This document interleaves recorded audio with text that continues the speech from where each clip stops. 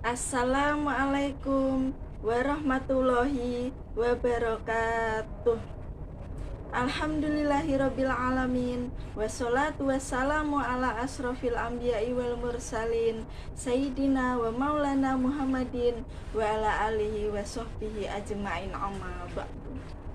Puji syukur, marilah kita panjatkan kepada Allah Subhanahu wa ta'ala yang telah memberikan kita nikmat iman, nikmat Islam, dan nikmat sehat, sehingga kita bisa mengikuti pesantren online pada hari ini. Tak lupa, sholawat serta salam tercurahkan kepada Nabi Muhammad SAW, keluarganya, beserta sahabat. Semoga kita semua mendapatkan syafaatnya di hari kiamat nanti. Amin ya rabbal alamin. Pada kesempatan kali ini, kita akan membahas tentang jadikan sholat pencegah perbuatan keji dan mungkar. Setiap kewajiban yang telah dibebankan Islam kepada umatnya senantiasa memuat hikmah dan maslahat bagi mereka. Islam menginginkan terbentuknya akhlak Islami dalam diri Muslim ketika ia mengimplementasikan setiap ibadah yang telah digariskan oleh Allah Subhanahu wa ta'ala dalam kitab dan sunnah Rasulnya. Pada akhirnya, nilai-nilai keagungan Islam senantiasa mewarnai ruang kehidupan Muslim. Tidak hanya terbatas pada ruang kepribadian individu Muslim, namun nilai-nilai itu dapat ditemukan pula dalam ruang kehidupan keluarga dan komunitas masyarakat Muslim. Kita bisa merenungkan kembali ayat-ayat Allah yang berkaitan dengan hal ini, sebagaimana salah satu firman-Nya, "Hai orang-orang yang beriman, diwajibkan atas kamu berpuasa sebagaimana diwajibkan atas orang-orang sebelum kamu agar kamu bertakwa."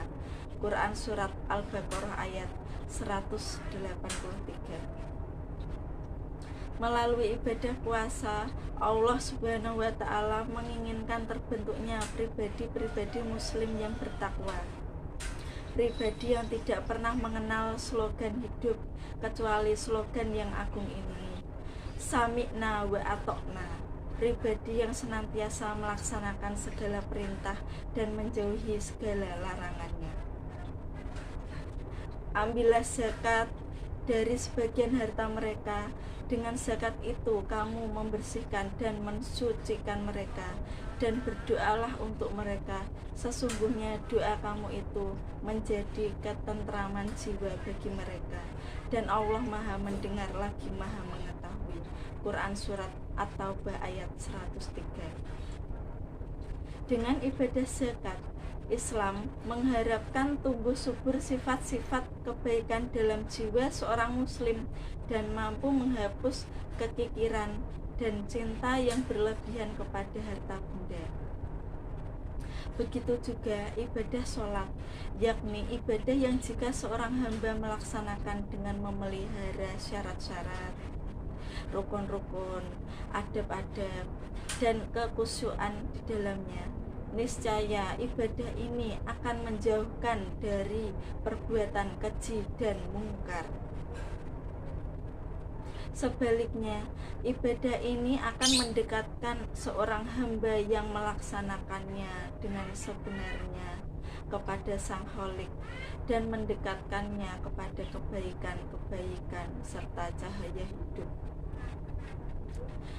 Perhatikan ayat berikut ini. Bacalah apa yang telah diwahyukan kepadamu, yaitu Alkitab, Al-Quran, dan dirikanlah sholat. Sesungguhnya sholat itu mencegah dari perbuatan-perbuatan keji dan mungkar. Dan sesungguhnya mengingat Allah, sholat adalah lebih besar keutamaannya dari ibadah-ibadah yang lain. Dan Allah mengetahui apa yang kamu kerjakan. Quran Surat Al-Ankabut ayat 45. Muslim yang selalu menunaikan ibadah ini akan selalu aktif dalam kegiatan-kegiatan kebaikan dan mampu menjadi cahaya di tengah-tengah masyarakatnya. Allah berfirman, Dan apakah orang yang sudah mati kemudian dia kami hidupkan dan kami berikan kepadanya cahaya yang terang, yang dengan cahaya itu dia dapat berjalan di tengah-tengah masyarakat manusia, serupa dengan orang yang keadaannya berada dalam gelap gulita, yang sekali-kali tidak dapat keluar daripadanya. Demikianlah kami jadikan orang yang kafir itu memandang baik apa yang telah mereka kerjakan. Quran Surat Al-An'am ayat 122. Awal hisab seorang hamba pada hari kiamat adalah sholat. Apabila sholatnya baik, maka seluruh amalnya baik, dan apabila buruk, maka seluruh amalnya buruk. Hadis riwayat At-Tabrani. Ibadah sholat merupakan penyejuk mata, waktu rehatnya sang jiwa, saat kebahagiaan hati, kedamaian jiwa, dan merupakan media komunikasi antara hamba dan rohnya. Tatkala kita tidak mampu menghadirkan hati, merajut benang kekhusyuan dan keikhlasan dalam melaksanakan ibadah ini, maka kita tidak akan mampu menangkap untaian makna yang terkandung di dalamnya. Kita tidak akan mampu memahami sinyal-sinyal rahasia yang ada di balik ibadah ini.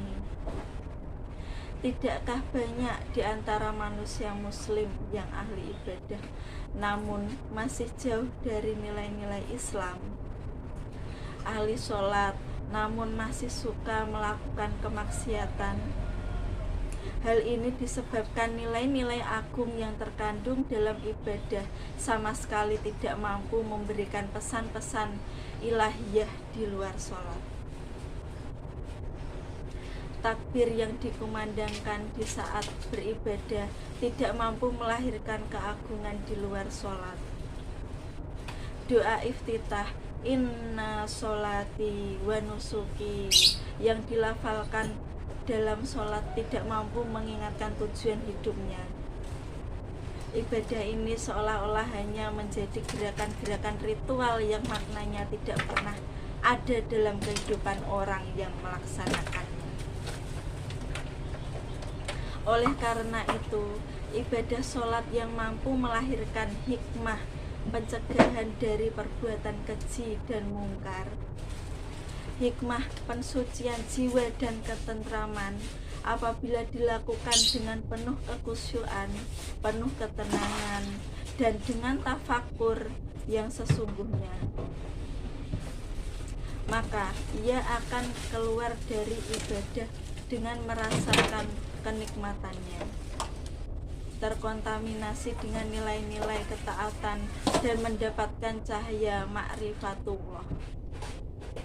Rasulullah Shallallahu Alaihi Wasallam bersabda, tidak seorang pun yang melaksanakan sholat maktubah atau sholat fardu, lalu ia memperbaiki wudunya, khusyuk dan rukuknya, kecuali sholat ini akan menjadi pelebur dosa-dosa sebelumnya, selama tidak melakukan dosa besar.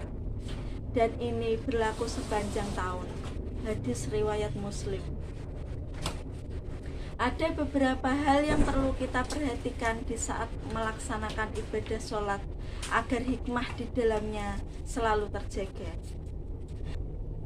Yang pertama, mengikuti ajaran Nabi Muhammad Shallallahu Alaihi Wasallam. Rasulullah Shallallahu Alaihi Wasallam bersabda, sholatlah kamu sebagaimana kamu melihatku sholat. Yang kedua, ikhlas, khusyuk, dan menghadirkan hati. Dalam Quran Surat Al-Bayyinah ayat 5, Allah Subhanahu wa Ta'ala berfirman, padahal mereka tidak disuruh kecuali supaya menyembah Allah dengan memurnikan ketaatan kepadanya dalam menjalankan agama yang lurus, dan supaya mereka mendirikan sholat dan menunaikan zakat, dan yang demikian itulah agama yang lurus. Yang ketiga, memahami dan mentadaburi ayat, doa, dan makna sholat. Maka kecelakaanlah bagi orang-orang yang sholat, yaitu orang-orang yang lalai dari sholatnya. Quran Surat Al-Ma'un ayat 4-5. Yang keempat, mengagungkan Allah Subhanahu wa taala. Rasulullah Shallallahu alaihi wasallam bersabda, "Kamu mengabdi kepada Allah seolah-olah kamu melihatnya. Dan apabila kamu tidak melihatnya, maka yakinlah bahwasanya Allah melihat kamu." Hadis riwayat Muslim. Semoga kita semua mampu merenungkan kembali arti sholat dalam kehidupan dakwah dan memperbaikinya. Demikianlah pesantren online pada hari ini. Mohon maaf bila ada salah kata. Wabillahi taufik wal hidayah, waridho wal inayah. Wassalamualaikum warahmatullahi wabarakatuh.